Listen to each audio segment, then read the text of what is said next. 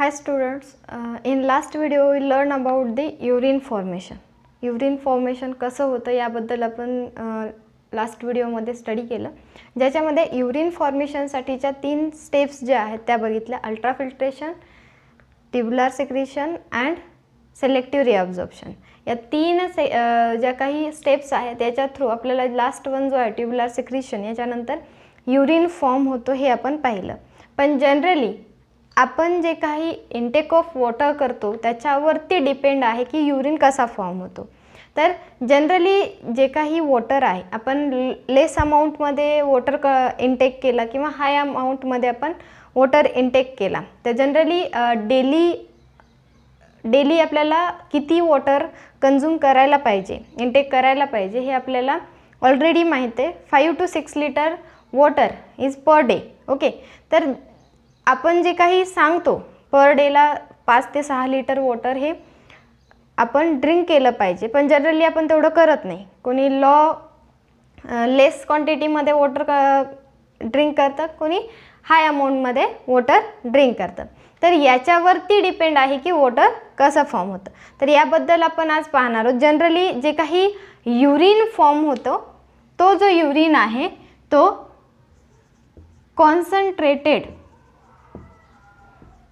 Urine कसा form होतो किंवा कॉन्सन्ट्रेटेड युरिन काय असतं हे आपण पाहणार आहोत. तर जनरली जेवढे काही मॅमल्स आहेत,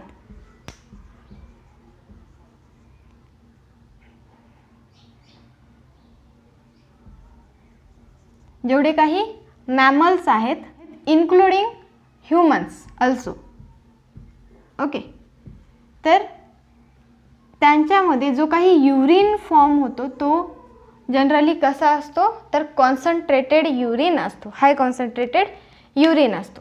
तर हा जो युरिन फॉर्मेशन कसा होतो याबद्दल आपण माहिती घेतली, पण हा जो युरिन फॉर्म झाल्याच्या नंतर जे काही एक्सपेल केलं जातं त्याच्यामध्ये युरिन हा कॉन्सन्ट्रेटेड युरिन असतो. तर हे कॉन्सन्ट्रेशन कसं फॉर्म होतं हे याबद्दल आपण पाहणार आहोत. तर जनरली याच्यामध्ये जो काही कॉन्सन्ट्रेटेड युरिन आहे तर याची ऑस्मोलॅरिटी जर पाहिली तर जो काही ब्लड फ्लो होतो त्याच्यामध्ये जे काही वेस्ट मटेरियल आहे त्याच्यापासून युरिन हा आपण पाहतो. जे काही वेस्ट मटेरियल ते ॲब्झॉर्ब करून काय केलं जातं, युरिन फॉर्मेशन होतं. तर याच्यामध्ये जनरली ब्लडची ऑस्मोलॅरिटी किती आहे, 300 मिलीलिटर ऑस्मोल्स पर लिटर. ओके, पण तर याची 4 टाइम्स, ओके, 4 टाइम्स युरिन जे आहे ते कॉन्सन्ट्रेटेड युरिन म्हणजे 300चे 4 टाइम्स म्हणजे 1200 milli osmolarity per litre, osmol per litre इतकी काय असते कॉन्सन्ट्रेटेड युरिन फॉर्म होतो. तर हा जो 4 टाइम कॉन्सन्ट्रेटेड युरिन फॉर्म होतो याच्यासाठी जी काही प्रोसेस आहे, जी काही मेकॅनिझम आहे ती आपण पाहणार आहोत. तर युरिन कॉन्सन्ट्रेशन होण्यासाठी किंवा युरिन कॉन्सन्ट्रेशन कसं होतं याच्यासाठी जी काही मेकॅनिझम आहे ती आहे काउंटर करंट मेकॅनिझम.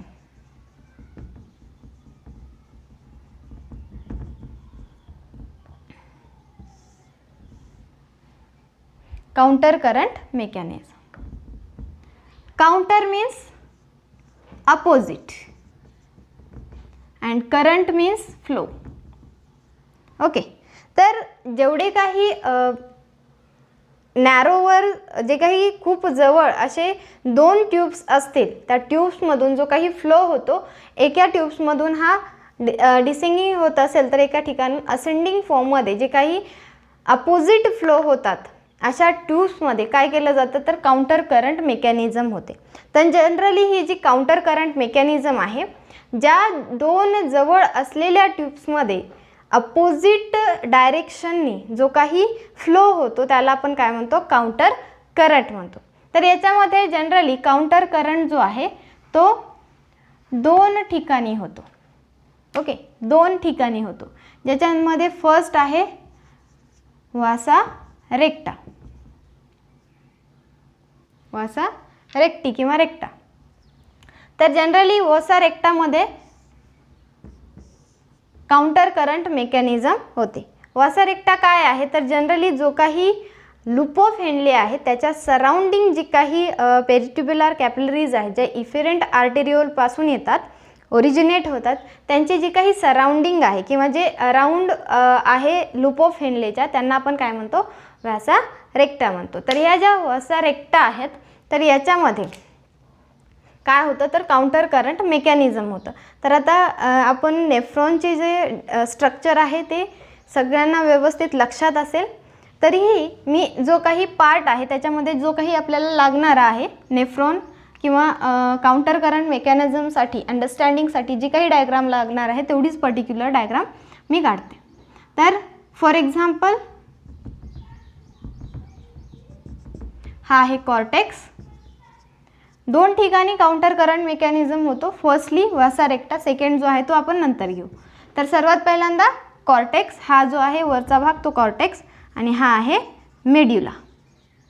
ओके, तर कॉर्टेक्स आणि हा जो मेड्युला आहे, मेड्युला रिजनमध्ये आपण काय पाहतो तर लूप ऑफ हेनले पाहतो.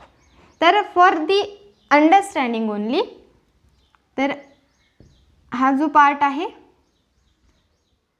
Bowman's capsule, afferent arteriole, efferent arteriole, glomerulus, neck, PCT,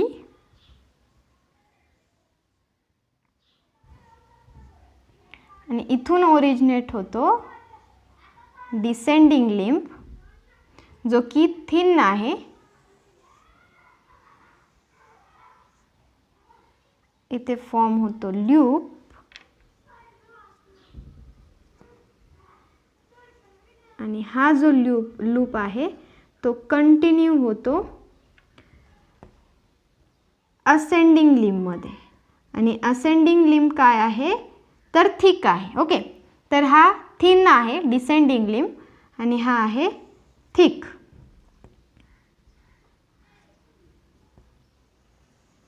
thick आहे असेंडिंग लिम्ब. ओके, आणि इथून कंटिन्यू आहे डीसीटी.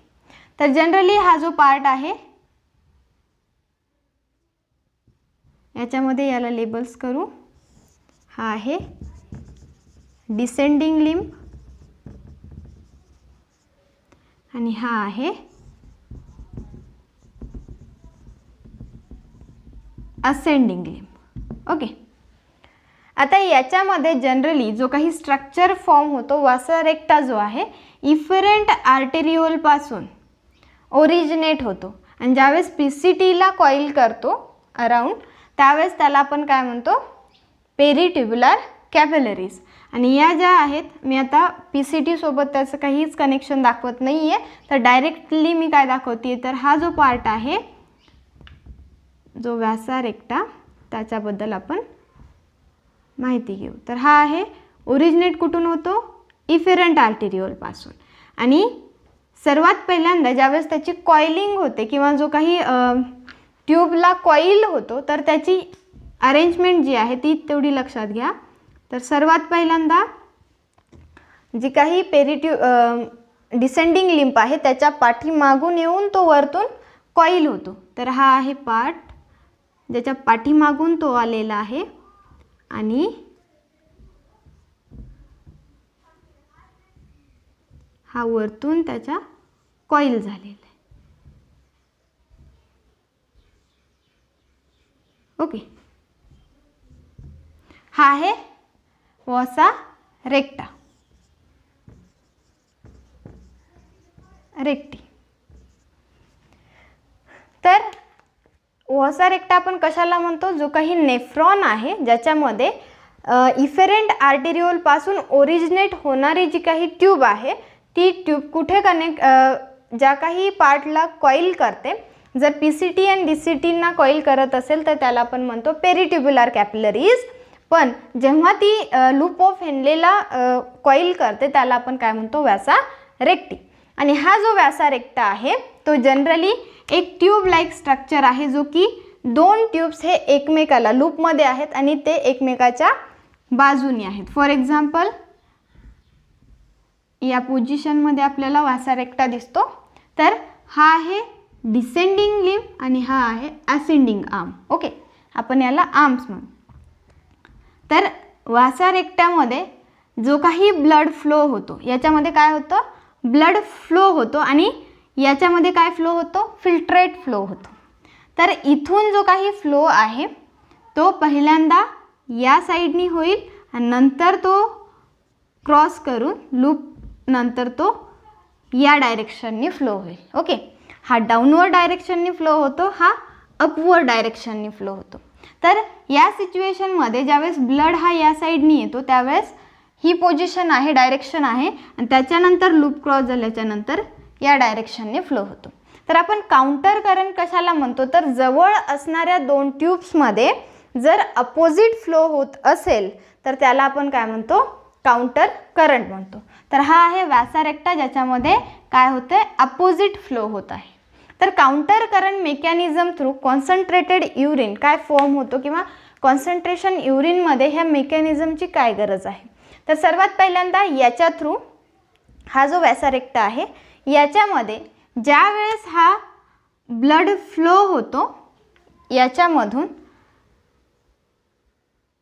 जो काही आउटर साईडला टिश्यू आहेत, ओके, इंटरस्टिशियस टिश्यू, याच्या थ्रू जो काही NaCl सोडियम असतील किंवा क्लोरिन्स असतील, ओके, आयॉन्स, जे काही आयॉन्स असतील ते काय करतील, इनसाईडला जातील. ओके, ती जी ट्यूब आहे ती काय करते, ॲब्सॉर्ब करून घेते. कशाला, जे काही टिश्यूज आहेत त्याच्यामध्ये असणारे जे काही सॉल्ट्स आहेत ते काय करतात, इनसाईडला इनटेक केले जातात. त्याच्यानंतर हा जो फ्लो आहे जनरली आपल्याला माहीत आहे, ज्यावेळेस आपण स्टडी केलं तर हा वॉटर परमिएबल आहे. Okay, same as like that. तर हा आहे वॉटर परमिएबल, म्हणजे वॉटर बाहेर पडेल आणि सोडियम आणि क्लोरिन्स जे आहेत ते इनसाईडला जातील. ज्यावेळेस या साईडला फ्लो होईल यावेळेस हा जो पार्ट आहे तो काय, जसं की असेंडिंग लिम्ब, हा वॉटर इम्परमिएबल आहे. तर याच्यामध्ये वॉटर हे बाहेर न पडता काय बाहेर पडेल, तर या इंटरस्टिशियस टिश्यूमध्ये इथेच सोडियम आणि क्लोरिन्स हे काय होतात, बाहेर पडतात. तर याच्यामध्ये जनरली दोन फ्लोमध्ये, दोन नॅरोवर ट्यूब्समध्ये जे काही अपोजिट डायरेक्शनमध्ये फ्लो होतो त्याच्याबद्दल आपण स्टडी करतोय. तर जे काही इंटरस्टिशियस टिश्यू आहेत याच्यामध्ये जे काही कंटेंट आहे, म्हणजे जसं की सोडियम आणि क्लोरिन्स आहे, तर हे कुठे जातील, इनसाईडला जातील.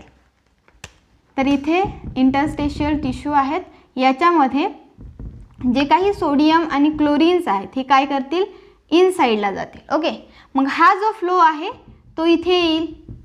ओके, तर हा फ्लो इथे आल्याच्या नंतर हा फ्लो रिटर्न कुठे जाणार आहे, या साईडनी जाणार आहे. तर हा जो आहे तो वॉटर इम्परमिएबल आहे. तर त्यावेळेस याच्यामध्ये असणारे जे काही सोडियम आणि क्लोरिन्स आहेत ते काय करतील, बाहेर येतील.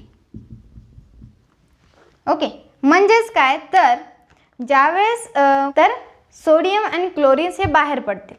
तर याच्यामुळे काय होईल, तर हा जो मेड्युलरी रिजन आहे याच्यामध्ये कॉन्सन्ट्रेशन हे वाढत जाईल. ओके, कॉन्सन्ट्रेशन ग्रेडियंट्स हे वाढत जातील आणि याच्यामुळे आपण काय म्हणू शकतो की हा जो कॉर्टेक्स आहे किंवा हा जो मेड्युला आहे ज्याच्यामध्ये जो काही फ्लो असेल किंवा जो काही फिल्ट्रेट असेल, कोणताही ऑस्मोसिस प्रोसेस थ्रू काय होतं, तर hyper concentration to hypo concentration, okay, high concentration to low कॉन्सन्ट्रेशनकडे ते ग्रेडियंट ट्रान्सफर होतात. तर मेड्युला जो आहे तो जनरली कॉन्सन्ट्रेटेड फॉर्ममध्ये असतो, हायपर कॉन्सन्ट्रेशनमध्ये असतो. तर याचा नेमका कॉन्सन्ट्रेशनसाठी किंवा कॉन्सन्ट्रेटेड युनिट फॉर्मेशनसाठी काय फायदा होतो हे आपण पाहणार आहोत. तर सर्वात पहिल्यांदा काउंटर करंट मेकॅनिझम, ज्याच्यामध्ये ज्या काही दोन नॅरोवर्स ट्यूब्स आहेत ज्याच्यामध्ये अपोजिट फ्लो होतो, ओके, त्याला आपण काय म्हणतो, काउंटर करंट. ओके, तर काउंटर करंट मेकॅनिझममध्ये फर्स्ट आपण बघितलं व्यासा रेक्टा, जे की काय आहे, तर इफेरंट आर्टेरियोलपासून ओरिजिनेट होणारी जी काही कॅपिलरीज आहे ती काय करते, तर जे काही लूप ऑफ हेनले आहे याला कॉईल करते. तर ती जी काही ट्यूब आहे ती आपल्याला कशी आहे, नॅरोवर ट्यूब्स आहेत. तर याच्यामध्ये काय होतं, अपोजिट फ्लो होतो. तर सर्वात पहिल्यांदा ज्या काही इंटरस्टेशियस टिश्यू आहेत याच्या थ्रू सोडियम आणि क्लोरीन्स हे काय करतील, इनसाइडला जातील. ओके, कारण की ही जी साईड आहे डिसेंडिंग लिम्फ साईडची, ती जी आहे ती काय आहे, तर वॉटर परमिएबल आहे. त्याच्यामुळे वॉटर बाहेर पडेल आणि सोडियम आणि क्लोरीन्स हे इनसाइडला जातील. पण ज्यावेळेस हा जो फ्लो आहे, जो काही ब्लड आहे, ज्यावेळेस इनसाइडनी फ्लो होईल त्यावेळेस, ज्यावेळेस या आर्म्सला येईल त्यावेळेस हा जो आहे तो वॉटर इम्परमिएबल आहे. त्याच्यामुळे वॉटर हा बाहेर नाही टाकणार. तर याच्यामधून काय बाहेर पडतील, या ट्यूब्समधून, तर सोडियम आणि क्लोरीन्स बाहेर पडतील. तर जनरली हा जो पार्ट आहे याच्यामध्ये अपोजिट फ्लोमध्ये काय होतं हे पाहिलं, ज्याच्यामुळे हा जो रिजन आहे इंटरस्टेशियल रिजन हा काय झाला, हायपर कॉन्सन्ट्रेटेड झाला. ओके, त्याच्यानंतर सेकंड वन जो आहे व्यासारेक्टा, हा फर्स्ट झाला ज्या मेकॅनिझम होते. आणि सेकंड वन आहे जिथे काउंटर करंट मेकॅनिझम ही टेक्स प्लेस होते, ती आहे loop of Henley. Second one loop of Henley. तर लूप ऑफ हेनलेमध्ये सुद्धा काउंटर करंट मेकॅनिझम होतं, कारण की याच्यामध्ये सुद्धा दोन ट्यूब्स ह्या नॅरोवर्स आहेत आणि याच्यामध्ये सुद्धा अपोजिट फ्लो आहे. हा फर्स्ट जो की काय आहे, डिसेंडिंग लिम्फ, आणि हा आहे असेंडिंग लिम्फ. ओके, तर याच्यामध्ये जनरली जो काही ट्यूब्स आहेत याच्यामध्ये सुद्धा अपोजिट फ्लो आहे, म्हणून काउंटर करंट मेकॅनिझम इथे सुद्धा लूप ऑफ हेनलेमध्ये सुद्धा टेक्स प्लेस होते. तर याच्यामध्ये काय होतं, तर हा जो आहे ascending lymph same as like that. तर याच्यामध्ये जो काही डिसेंडिंग लिम्फ आहे हा वॉटर परमिएबल आहे. त्याच्यामुळे वॉटर जो आहे तो बाहेर पडेल आणि जे काही सोडियम्स आणि क्लोरीन्स असतील टिश्यूमध्ये ते काय जातील, इनसाइडला जातील. ओके, इनसाइडला गेल्याच्या नंतर हा जो कंटेंट आहे तो इथे येईल, फिल्ट्रेट जो आहे तो इथे येईल. म्हणजे काय, तर याच्यामधून वॉटर बाहेर पडला आणि इनसाइडला काय गेले, साल्ट्स गेले. त्याच्यामुळे तो जो कंटेंट आहे तो काय झाला, कॉन्सन्ट्रेटेड झाला. ज्यावेळेस हा जो फिल्ट्रेट आहे या साईडला येतो त्यावेळेस जो असेंडिंग लिम्फ आहे तो थिक आहे आणि त्याचबरोबर वॉटर इम्परमिएबल आहे. वॉटर इम्परमिएबल आहे याचाच अर्थ काय, तर तो जे काही साल्ट्स आहेत ते काय करतील, बाहेर पडतील. सोडियम अँड क्लोरीन्स बाहेर पडतील. ओके, म्हणजे काय, तर या साईडचे या जे काही व्यासारेक्टा थ्रू बाहेर पडलेले आहेत ते इनसाइडला येतील. सोडियम अँड क्लोरीन्स ते पुन्हा बाहेर येतील. पण ज्यावेळेस फिल्ट्रेटमध्ये आपण ते इनसाइडला जातील, फिल्ट्रेटमध्ये जातील. हा जो फिल्ट्रेट आहे असेंडिंग लिम्फकडे आल्याच्या नंतर जो काही सोडियम आणि क्लोरीन्स आहेत ते काय करतात, बाहेर पडतात. याचाच अर्थ काय, तर ज्यावेळेस सोडियम आणि क्लोरीन्स बाहेर पडतील तर हा जो मेड्युला रिजन आहे, तर मेड्युला रिजन हा पूर्णपणे कॉन्सन्ट्रेटेड ग्रॅडियंट्समध्ये असतो. आणि याच्या थ्रू जनरली आपल्याला काय कळतं, तर हा जो कॉर्टेक्स आहे हा लो कॉन्सन्ट्रेटेड असेल आणि मेड्युला जो आहे तो हाय कॉन्सन्ट्रेटेड असेल. तर याच्यामध्ये लो कॉन्सन्ट्रेटेड आणि हाय कॉन्सन्ट्रेशन हे कशामुळं वाढलं, तर हा जो पार्ट आहे व्यासारेक्टा, कारण की काउंटर करंट जो की नियर बाय जे काही दोन ट्यूब्स असतील ज्याच्यामध्ये अपोजिट फ्लो होतो. ओके, एक अपवर्ड डायरेक्शन, एक डाऊनवर्ड डायरेक्शन. जो काही अपोजिट फ्लो होतो, जे काही जवळ असणाऱ्या ट्यूब्समध्ये त्यांना आपण काउंटर करंट म्हणतो. तर याच्यामध्ये generally diffusion process through water बाहेर पडेल आणि सोडियम अँड क्लोरीन्स हे इनसाइडला जातील. हा जो कंटेंट आहे तो कॉन्सन्ट्रेटेड असेल. ओके, आणि हा कॉन्सन्ट्रेटेड जो काही ब्लड आहे तो या साईडला गेल्याच्या नंतर सोडियम अँड क्लोरीन्स हे बाहेर पडतील. म्हणजेच बाहेर कुठे, फ्लुइड, टिश्यू फ्लुइडमध्ये. आणि टिश्यू फ्लुइड काय होईल, कॉन्सन्ट्रेटेड होईल. ज्यावेळेस कॉन्सन्ट्रेशन टिश्यू फ्लुइड होईल त्यावेळेस हे जे सेकंड वन जो आहे लूप ऑफ हेनले याच्यामध्ये सुद्धा काउंटर करंट होतो. तर हे जे क्लोरीन आणि सोडियम अँड क्लोरीन्स आहेत ते काय करतात तर इनसाइडला जातात डिसेंडिंग क्लेममध्ये, कारण की तो काय आहे वॉटर परमिएबल आहे. ओके, तर ज्यावेळेस सोडियम अँड क्लोरिन्स इनसाइडला जातील, हा जो फिल्ट्रेट आहे तो कॉन्सन्ट्रेटेड आहे. ज्यावेळेस असेंडिंग लिम्फमध्ये तो येईल त्यावेळेस सोडियम अँड क्लोरिन्स हे बाहेर पडतील. म्हणजे टिश्यू फ्लुइडमध्ये ज्यावेळेस सोडियम्स अँड क्लोरिन्स हे जास्त प्रमाणात बाहेर पडतील त्यावेळेस हा जो पार्ट आहे मेड्युलरी टिश्यू फ्लुइड जो आहे तो काय असेल कॉन्सन्ट्रेटेड असेल. आणि ज्यावेळेस ऑस्मोसिस प्रोसेस थ्रू काय होतं तर जे काही हायर कॉन्सन्ट्रेशन टू लोअर कॉन्सन्ट्रेशनकडे ते खेचले जातात. ओके, ऑस्मोसिस प्रोसेस थ्रू, कारण की ते त्या साईडनी जातात लो कॉन्सन्ट्रेशनकडे. तर ज्यावेळेस हा जो पार्ट आहे तो हायर कॉन्सन्ट्रेशन असेल तर कॉर्टेक्समध्ये जनरली जे काही कंटेंट आहे, ओके, तर हा 300 मिली ऑस्मोल पर लिटर. एकतर तुम्ही असंही लिहू शकता किंवा यालाच तुम्ही असं सुद्धा लिहू शकता 300 मिली ऑस्मोल पर लिटर, पर असं सुद्धा लिहिलं जातं. ओके, तर जो कॉर्टेक्स रिजनमध्ये जो काही कंटेंट आहे, फिल्ट्रेट आहे किंवा ब्लड आहे, याचा जो काही जनरल ऑस्मोलॅरिटी असेल ती किती असेल कॉन्सन्ट्रेशन तर 300 मिली ऑस्मोलॅरिटी मोल पर लिटर. याच्यानंतर जो काही ज्यावेळेस तो खालच्या साईडनी येईल त्यावेळेस काय होईल कॉन्सन्ट्रेशन हे इन्क्रीज होईल.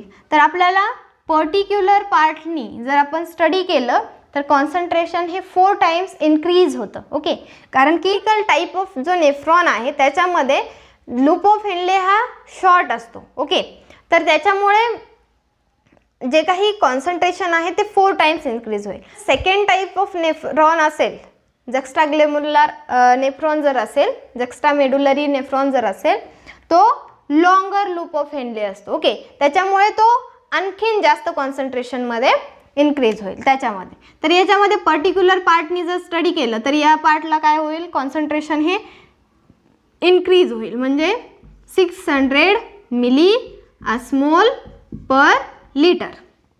Okay, per litre. त्याच्यानंतर आणखीन थोडंसं खाली आल्याच्यानंतर आपल्याला इथे 900 milli osmole per litre. Okay, आणि ज्यावेळेस आपण लास्ट वन पार्टला येतो, ज्यावेळेस तिथे लूप ऑफ हेनले हा एंड्स होतो त्यावेळेस आपल्याला तिथे किती भेटेल 1200 मिली ऑस्मोल पर लिटर. तर इथे जो आहे तो कॉन्सन्ट्रेशन वाढत जातं आणि त्याच्यामुळेच आपल्याला जी काही कॉन्सन्ट्रेटेड पार्ट दिसतो ती 4 टाइम्सने इन्क्रीज झालेली असते. तर मेड्युलर रिजनमध्ये कॉन्सन्ट्रेटेड टिश्यू फ्लुइड हे असतं. आता काउंटर करंट मेकॅनिझम आपल्याला समजलं की ज्याच्यामध्ये काय होतं तर मेड्युलर रिजन जो आहे तो कॉन्सन्ट्रेटेड असतो. तर जर कॉन्सन्ट्रेटेड युरिन फॉर्मेशनमध्ये काउंटर करंट मेकॅनिझमचा मेन रोल आहे, पण याच्यामध्ये ह्युमन्स आणि मॅमल्समध्ये कॉन्सन्ट्रेटेड युरिन फॉर्म होतो. तर हा जो मेकॅनिझम आहे याच्या थ्रू कॉन्सन्ट्रेटेड युरिन फॉर्मेशनमध्ये काय मदत होते हे आपण पाहणार. सर्वात पहिल्यांदा काउंटर करंट सगळ्यांना समजलं असेल, ज्याच्यामध्ये काउंटर करंट मेकॅनिझम ही 2 ठिकाणी टेक्स प्लेस होते, एक वासा रेक्टा आणि दुसरा लूप ऑफ हेनले. वासा रेक्टा आणि लूप ऑफ हेनले याच्यामध्ये काय नियर ट्युब्युल्स आहेत. ओके, दोन्ही ट्युब्युल्स जवळ आहेत. ओके, तर त्याच्यामुळे यांच्यामध्ये जो काही फ्लो होतो तो अपोजिट फ्लो होतो. हा जो अपोजिट फ्लो जिथे होतो त्याला आपण काय म्हणतो काउंटर करंट म्हणतो. तर हा जो काउंटर करंट आहे याच्या थ्रू आपण पाहिलं की मेड्युलर रिजनमध्ये कॉन्सन्ट्रेशन कसं इन्क्रीज होतं. आता हे जे कॉन्सन्ट्रेशन आहे याच्यामुळे कॉन्सन्ट्रेटेड युरिन फॉर्मेशनमध्ये काय मदत होते. तर याच्यामध्ये आपण 2 कंडिशन घेणार आहोत. एक, आपण ज्यावेळेस high amount of water intake केलं तर काय होतं आणि लो वॉटर इनटेक केलं तर युरिन फॉर्मेशन कसं होतं. तर काउंटर करंट मेकॅनिझम थ्रू जो काही कॉन्सन्ट्रेशन ग्रॅडियंट्स आहेत किंवा ऑस्मोलॅरिटी आहे ती इन्क्रीज होते. याच्यानंतर हा जो कशासाठी किंवा कॉन्सन्ट्रेटेड युरिन फॉर्मेशनसाठी कसा इसेन्शियल आहे हे आपण पाहणार आहोत. तर जनरल जे स्ट्रक्चर आहे ते मी थोडंसं रफ करते. याच्यामध्ये आपल्याला पर्टिक्युलर पार्ट तरी माहीत आहे. ओके, तर काय होतं नेमकं, तर आपण फॉर द व्ह्यू जो काही किडनी आहे याचा व्ह्यू पाहू. तर जनरली जो काही किडनी आहे याच्यामध्ये हा जो पार्ट आहे 2 पार्ट्सनी फॉर्म झालेली आहे. एक आहे कॉर्टेक्स आणि दुसरा आहे मेड्युला. तर याच्यामध्ये मेड्युला रिजनमध्ये आपण काय पाहतो, पिरॅमिड्स पाहतो. ओके, आणि हा जो पिरॅमिड्स आहे याच्यामध्ये लूप ऑफ हेनले हा प्रेझेंट असतो. तर इथे आहे बोमन्स कॅप्सूल, अफेरंट आर्टेरियोल, इफेरंट आर्टेरियोल आणि हा प्रॉक्सिमल कनोलेटेड ट्यूब्यूल, हा loop of Henley, descending limb, he ascending limb आणि हा डिस्टल कनोलेटेड ट्यूब्यूल. आणि याच्यानंतर कलेक्टिंग डक्ट जी आहे ती इनसाइडला येते. तर जनरली एका कलेक्टिंग ट्यूब्यूल्सला जवळपास 7 ते 8 नेफ्रॉन्स हे काय असतात, कनेक्टेड असतात. फॉर एक्झाम्पल इथे एक कलेक्टिंग डक्ट आहे आणि ही इथे कनेक्ट होतीये. तर फॉर एक्झाम्पल आपण फक्त 2च घेऊ, तर इथे अटॅच होतात. आता हा जो कलेक्टिंग डक्ट आहे हा कुठे आहे, मेड्युला रिजनमध्ये आहे. ओके, तर याच्यासाठी जो पर्टिक्युलर स्ट्रक्चर आहे हे लक्षात आलं. तर इथे आपण घेतलेल्या अरेंजमेंटमध्ये जर पाहिलं तर आहे मेड्युला रिजन आणि हा आहे कॉर्टेक्स. हा आहे DCT आणि हा आहे कलेक्टिंग डक्ट.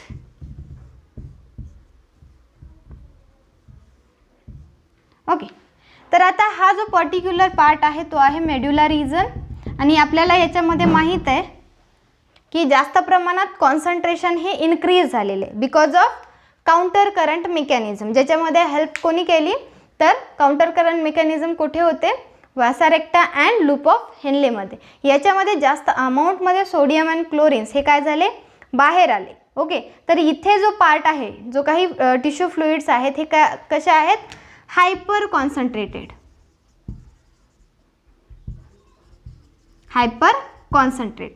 आता आपण याच्यामध्ये 2 कंडिशन्स घेणार आहोत. एक आहे high water intake and second one is a low water intake. आता हाय वॉटर इनटेक जर असेल तर जनरली जे काही वॉटर आपण इनटेक करतो याच्यामध्ये जर हाय अमाऊंटमध्ये वॉटर असेल तर एक्सेस अमाऊंटमध्ये जो काही वॉटर आहे तो ज्यावेळेस एक्सक्रीट होतो किंवा एक्सपेल होतो त्यावेळेस कॉन्सन्ट्रेटेड युरिन हे हायपोटोनिक असतं. ओके, पण जनरली आपण काय बघतोय, कॉन्सन्ट्रेटेड युरिन. तर याच्यामध्ये जो काही आपण लो वॉटर इनटेक केल्याच्या नंतर जी काही मेकॅनिझम आहे ती समजल्याच्या नंतर तुम्हाला हाय वॉटरची समजेल.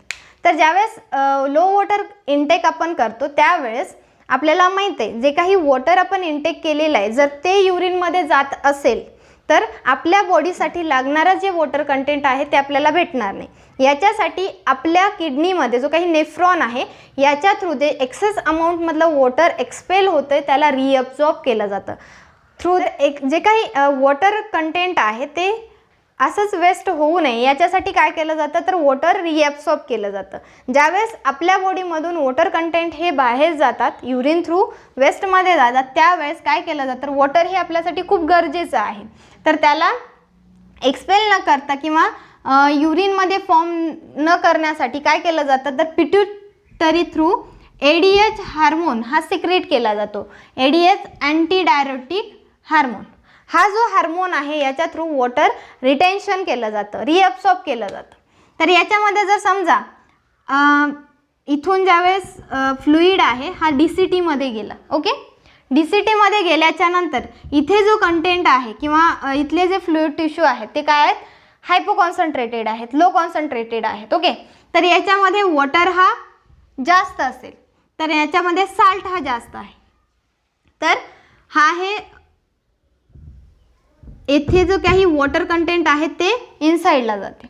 तर त्यावेळेस जे काही वॉटर कंटेंट आपल्याला याच्यामध्ये दिसतील ते जे वॉटर कंटेंट आहे ज्यावेळेस इथून पास आउट होतील ते कुठे येतील, कलेक्टिंग ट्युब्युल्समध्ये येतील. ज्यावेळेस कलेक्टिंग ट्युब्युल्समध्ये आले, कलेक्टिंग ट्युब्युल कोणत्या रिजनमध्ये आहे, मेड्युला रिजनमध्ये आहे. आणि मेड्युला रिजन कसा आहे, हायपर कॉन्सन्ट्रेटेड आहे. थ्रू द ऑस्मोसिस काय केलं जातं, तर हायपर कॉन्सन्ट्रेशन असल्यामुळे जो काही हायपो कॉन्सन्ट्रेटेड किंवा लो कॉन्सन्ट्रेटेड फ्लुइड फिल्ट्रेट जो आलेला आहे, याच्यामध्ये जर का वॉटर असेल तर तो वॉटर हा काय करतो, बाहेर टाकतो. थ्रू कशासाठी, तर हा जो ADH हार्मोन हा पिट्युटरी ग्लँड करून सिक्रीट झालेला आहे, तो कलेक्टिंग ट्युब्युल्सला काय करतो, परमिएबल फॉर वॉटर करतो, वॉटरसाठी परमिएबल करतो आणि त्यावेळेस वॉटर हा बाहेर पडतो. आणि त्याचबरोबर जे काही युरिया कंटेंट असेल ते सुद्धा बाहेर पडतं. तर याच्यामुळे काय होतं, तर वॉटर बाहेर पडल्याच्या नंतर युरिन कसा फॉर्म होतो, कॉन्सन्ट्रेटेड युरिन फॉर्म होतो. जे काही एक्सेस अमाऊंटमध्ये वॉटर आहे ते बाहेर पडतं. कशामुळे, तर जो काही मेड्युला रिजन आहे याच्यामध्ये जो काही कलेक्टिंग ट्युब्युल्स आहे, हा कलेक्टिंग ट्युब्युल्स हा कोणत्या रिजनमध्ये आला, मेड्युला रिजनमुळे आला. तर अदर जो काही पार्ट आहे तो कसा आहे, टिश्यू फ्लुइड कसे आहेत, हायपर कॉन्सन्ट्रेटेड आहेत. कशामुळे हायपर कॉन्सन्ट्रेटेड आहेत, कारण की काउंटर करंट मेकॅनिझम थ्रू काय होतं, तर सोडियम आणि क्लोरीनचं कंटेंट हे इथे जास्त होतं. तर इथे सोडियम आणि क्लोरीनचं कंटेंट जास्त कशामुळं झालं, तर याच्यामध्ये आपण पाहिलं तर जो काही कॉर्टेक्स आहे याच्यामध्ये जो काही ऑस्मोलॅरिटी आहे किंवा कॉन्सन्ट्रेटेड आहे तो 4 टाइम्सनी इन्क्रीज होतो. कुठे, मेड्युला रिजनमुळे. आणि या कॉन्सन्ट्रेशनमुळेच ज्यावेळेस collecting tubules through urine form होऊन तो किडनी थ्रू बाहेर पडणार असेल, त्यावेळेस मेड्युला रिजनमध्ये ज्यावेळेस येईल आणि त्याच्यामध्ये जर सम अमाऊंटमध्ये वॉटर हा युरिनमध्ये जात असेल तर तो जो वॉटर आहे तो रिअब्सॉर्ब केला जातो. कुठे, तर कलेक्टिंग ट्युब्युल्समध्ये म्हणजेच मेड्युला रिजनमध्ये. आणि याच्यामुळे आपल्या बॉडीला लागणारं जे काही वॉटर आहे ते काय केलं जातं, आपल्या बॉडीला रिटर्न भेटतं. आणि याच्यामुळे वेस्टेज ऑफ वॉटर होत नाही, कारण की आपल्या बॉडीसाठी सर्वात इसेन्शियल जो आहे तो आहे वॉटर. कारण की बॉडीमध्ये 70% ऑफ वॉटर असणं गरजेचं आहे. आणि आपण डेली लाईफमध्ये सांगतो की 5 ते 6 लिटर वॉटर हे पर डेला घेणं गरजेचं आहे, पण तितकं कोणी घेत नाही. फॉर एक्झाम्पल जर आपण घेतलं तर स्कूलला किंवा कॉलेजला आपण ज्यावेळेस जातो तर बॅगमध्ये एखादी बॉटल जर घरून भरून घेतली असेल, फॉर एक्झाम्पल 1 लिटरची जर वॉटर बॉटल असेल तर ती तुम्ही ज्यावेळेस स्कूल किंवा कॉलेजला घेऊन जाता त्यावेळेस रिटर्न येताना ती अर्धी असते. याचा अर्थ तुम्ही हाफ लिटरमध्येच तुम्ही इनटेक केलेले. ओके, आणि त्याच्यामुळे याच्यावरूनच आपल्याला कळतं की आपण किती अमाऊंटमध्ये वॉटर इनटेक करतो. तर डेली आपण 5 to 6 लिटर वॉटर इनटेक करणं गरजेचं आहे, पण आपण करत नाही. ओके, तरीही आपली बॉडी ही प्रत्येक रुटीनमध्ये जे काही वर्क आहे ते फंक्शन्स जे आहेत ती कंटिन्यू करते. तर ती कशी करत असेल, जर आपण लो अमाऊंटमध्ये वॉटर इनटेक करत असू तर याच्यामध्ये जे काही युरिन फॉर्मेशन होतं त्याच्यामध्ये जे काही एक्सेस अमाऊंटमधलं वॉटर असेल ते तर जाईल ज्यावेळेस ते हायपोटोनिकमध्ये असेल. पण ज्यावेळेस आपण लो वॉटर इनटेक करतो त्यावेळेस आपल्या बॉडीमध्ये जे काही वॉटरचं कंटेंट हवं आहे ते युरिनमध्ये येऊन ते बाहेर पडू नये याच्यासाठी काय केलं जातं, तर आपल्या जो काही पिट्युटरी ग्लँड आहे त्याच्या थ्रू ADH हार्मोन हा रिलीज केला जातो. आणि हा जो ADH हार्मोन आहे तो कलेक्टिंग ट्युब्युल्सवरती डिपॉझिट होतो आणि इथे काय पाठवतो, जो काही इम्परमिएबल फॉर वॉटर आहे त्या टिश्यूजना तो काय करतो, परमिएबल फॉर वॉटर करतो. आणि त्याच्यामुळे जो काही युरिन फिल्ट्रेट जो आलेला आहे DCTमधून तो जेव्हा मेड्युला रिजनमध्ये कलेक्टिंग ट्युब्युल्समध्ये येतो त्यावेळेस हा वॉटर परमिएबल असल्यामुळे वॉटर हा कुठे जातो, टिश्यू फ्लुइडमध्ये जातो. याच्यामुळे ज्यावेळेस हे जे युरिन फॉर्म होईल ते युरिन कसं असेल, हायपर कॉन्सन्ट्रेटेड असेल. कसं असेल, हायपर कॉन्सन्ट्रेटेड असेल.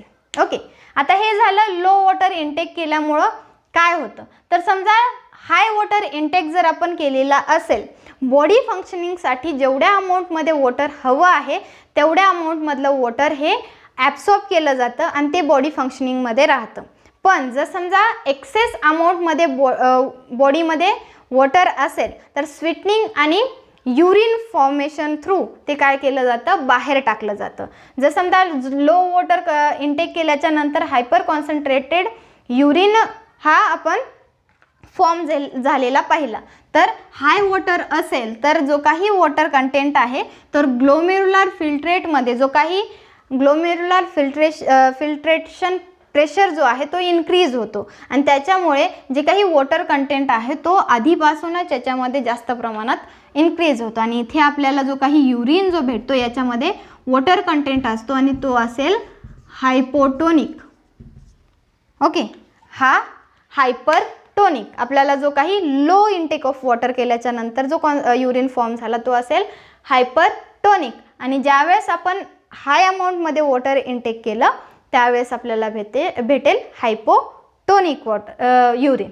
ओके, तर दोन कंडिशन तुम्हाला लक्षात आलं ज्यावेळेस आपण हाय वॉटर इनटेक करतो किंवा लो वॉटर इनटेक करतो. त्याच्यासोबतच हा जो मेन जो आहे ज्यावेळेस तुम्हाला वॉटर कॉन्सन्ट्रेटेड ऑफ युरिन फॉर्मेशनमध्ये मेन जी मेथड आहे ती काउंटर करंट मेथड आहे. ओके, मेकॅनिझम आहे.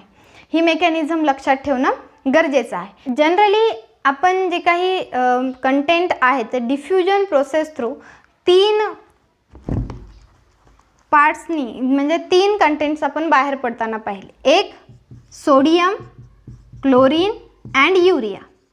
ओके, आता याच्यामध्ये हे 3 जे आहेत ते आपण इथे परमिएबल इम्परमिएबल पार्ट्समध्ये पाहिले, ज्याच्या थ्रू काय झालं तर ऑस्मोटिक ग्रॅडियंट्स हे इन्क्रीज झाले. ओके, तर याच्यामध्ये मेन जे काही कॉन्सन्ट्रेशन आहे ते मेंटेन करणारे पार्ट्स कोणते कोणते आहेत ज्याच्यामुळे मेड्युलर रिजनमध्ये कॉन्सन्ट्रेशन हे मेंटेन राहतं किंवा ऑस्मोटिक ग्रॅडियंट्स हे मेंटेन केले जातात through the sodium, chlorine and urea. यांच्या थ्रू काय केलं जातं तर मेड्युलर रिजनमध्ये जे काही कॉन्सन्ट्रेशन आहे ते मेंटेन केलं जातं, ज्याच्यामुळे वॉटर जो आहे तो युरिन फॉर्मेशनमध्ये येऊ नये आणि आपल्या बॉडी फंक्शनिंगसाठी लागणारा जो काही वॉटर आहे तो रिअब्सॉर्ब केला जातो. तर याच्यामध्ये मेन जो आहे तो आहे काउंटर करंट मेकॅनिझम.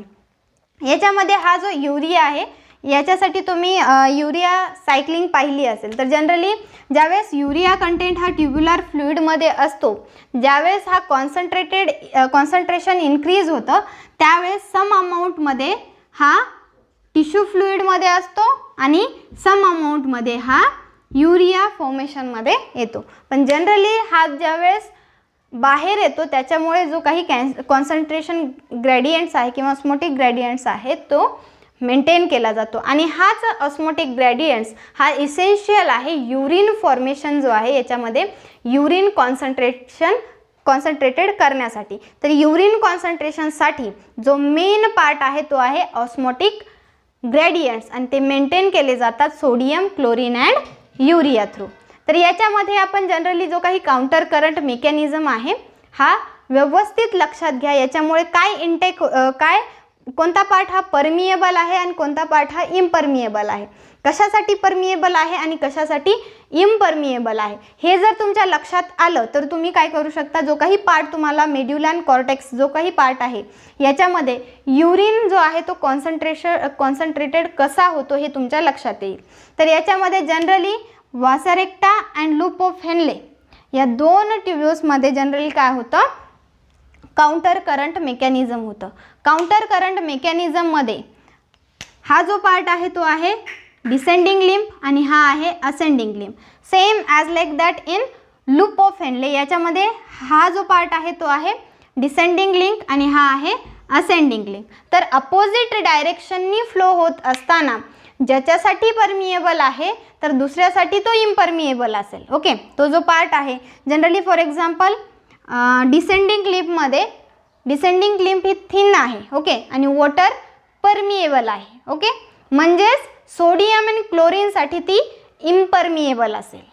आणि सेकंड वन जो काही असेंडिंग लिम्फ आहे ती थिक आहे आणि ती वॉटर इम्परमिएबल आहे, म्हणजेच सोडियम आणि क्लोरीनसाठी ती परमिएबल आहे. ओके, तर याच्यामुळे कॉन्सन्ट्रेशन ग्रॅडियंट किंवा ऑस्मोटिक ग्रॅडियंट कसा मेंटेन केला जातो आणि त्याच्या थ्रू मेड्युलर रिजन हा ऑलवेज कॉन्सन्ट्रेटेड पार्टमध्ये असतो आणि याच्या थ्रू युरिन कॉन्सन्ट्रेशन केलं जातं. युरिन कॉन्सन्ट्रेशनसाठी तुम्ही आतापर्यंत पाहिलेला हा जो आहे तो आहे आयसोटोनिक फिल्ट्रेट फॉर्मेशन होतो.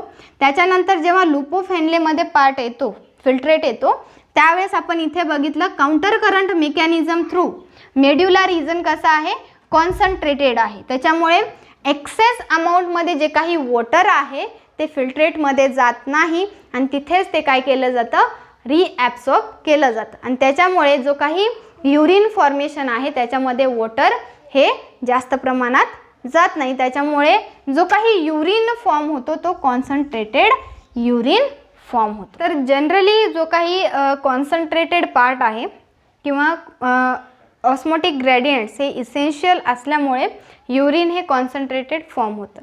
पण हे आपण कुठे पाहिलं, जे काही मॅमल्स आहेत त्याच्यामध्ये. फॉर एक्झाम्पल जर आपण डेझर्ट मॅमल्स जर बघितले, desert mammals for example camel. Okay, तर हा जो कॅमल आहे याच्यामध्ये वॉटर रिअब्सॉर्प्शन खूप गरजेचं आहे. तर याच्यामध्ये जे काही वॉटर त्यांना भेटतं ते काय करतात, रिझर्व करून ठेवतात.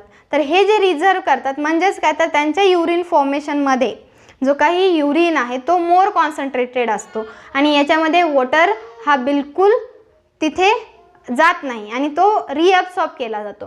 तर जनरली कॅमल्समध्ये हे ऑस्मोटिक ग्रॅडियंट्स हे मेंटेन केल्यामुळे आणि याच्यामध्ये फॉर एक्झाम्पल कॉर्टिकल नेफ्रॉन्स जर आपण पाहिले तर त्याच्यामध्ये लूप ऑफ हेनले हा शॉर्ट असतो. ओके, पण कॅमल्समध्ये लूप ऑफ हेनले हा खूप लॉंगर असतो. ओके, तर त्याच्यामुळे काय होईल, इथे 4 टाइम्सनी काय होते, कॉन्सन्ट्रेशन हे इन्क्रीज होते. पण ज्यावेळेस कॅमल्समध्ये जर तो लूप ऑफ हेनले हा जास्त लॉंगर असेल तर तेवढ्याच टाइम्सनी तो काय होईल, इन्क्रीज होईल, कॉन्सन्ट्रेशन हे इन्क्रीज होईल आणि तिथे जास्तीत जास्त अमाऊंटमध्ये जे काही वॉटर आहे ते काय केलं जाईल, रिअब्सॉर्ब केलं जाईल. म्हणून कॅमलसारखे जे काही डेझर्ट मॅमल्स आहेत त्यांच्यामध्ये लूप ऑफ हेनले हा खूप लॉंगर असल्यामुळेच कॅमल्स काय करतात, मोर कॉन्सन्ट्रेटेड युरिन हे एक्सक्रीट करतात. तर आपण आजचा जो पार्ट आहे या व्हिडिओमध्ये आपण काय पाहिलं, तर कॉन्सन्ट्रेटेड युरिन जो आहे मॅमल्समध्ये जनरली फॉर्म होतो, मॅमल्स अँड बर्ड्समध्ये. ओके, मॅमल्स अँड बर्ड्समध्ये.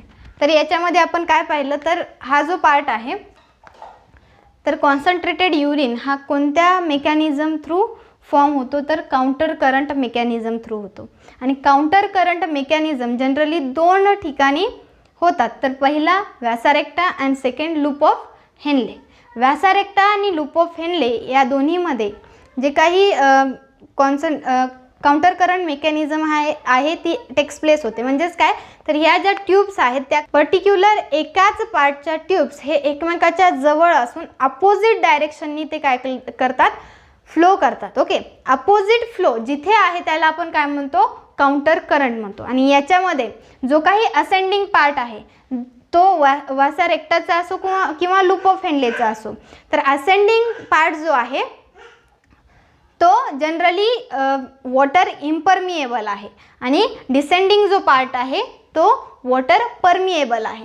तर याच्यामधून वॉटर हे बाहेर टाकलं, H2O वॉटर हे बाहेर टाकलं जातं, पण सोडियम जे काही फ्लुइड टिश्यू आहे त्यातलं सोडियम आणि क्लोरीन हे पार्टमध्ये किंवा ट्युब्युलर फ्लुइडमध्ये जातं आणि हा जो ट्युब्युलर फ्लुइड आहे तो कॉन्सन्ट्रेटेड ट्युब्युलर फ्लुइड होतो. पण ज्या वेळेस तो असेंडिंग पार्टला जातो त्यावेळेस याच्यामध्ये जे काही सोडियम्स आणि क्लोरीन्स आहेत ते बाहेर टाकले जातात. त्याच्यामुळे इथे कॉन्सन्ट्रेटेड कोण झालं, ट्युब्युलर टिश्यू फ्लुइड्स कॉन्सन्ट्रेटेड झाले.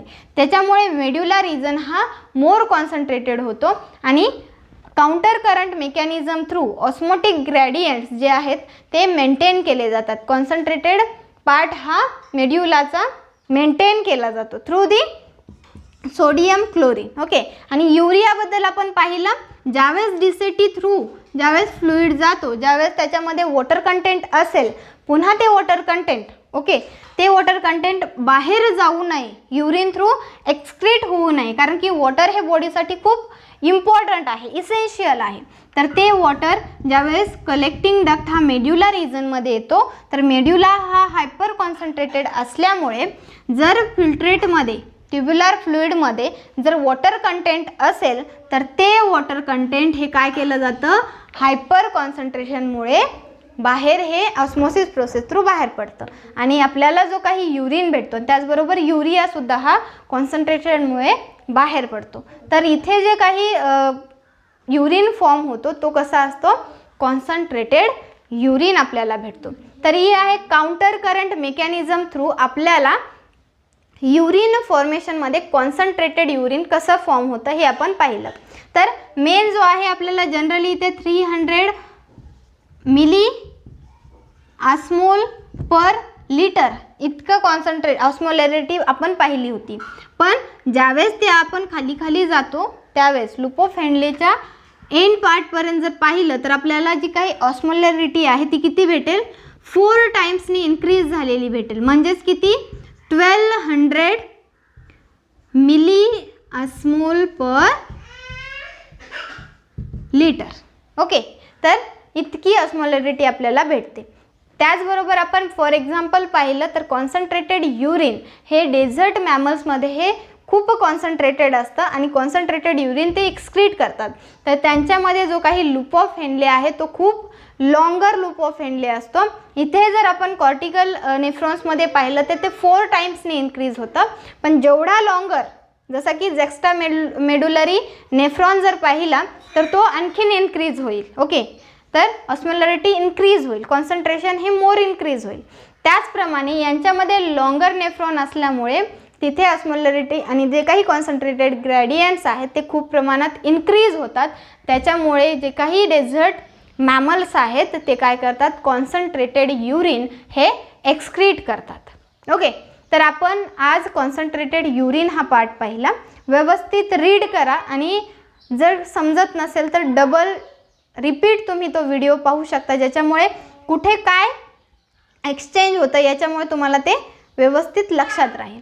आणि आपल्या जो आहे तो कॉन्सन्ट्रेटेड युरिन हा पार्ट इथे संपतो. तर नेक्स्ट व्हिडिओमध्ये आपण युरिनमध्ये काय काय कंपोजिशन्स असतात, युरिन हा कशा कशापासून बनलेला आहे, काय काय कंटेंट त्याच्यामध्ये असतात ते आपण पाहणार.